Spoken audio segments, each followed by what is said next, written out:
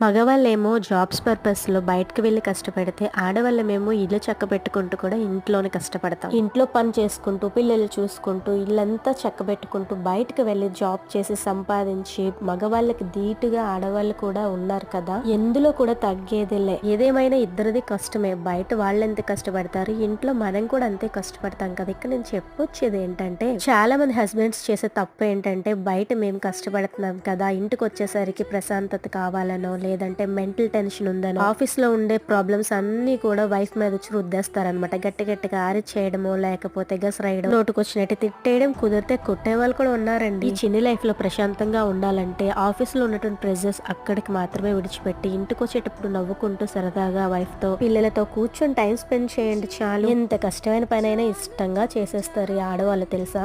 ఆడవాళ్ళకి భూదేవంత ఊర్పు ఉందని ఊరికి నానరు కదా. ఒక్కసారి మీరు ఆలోచించుకోండి, మీకే అర్థమవుతుంది.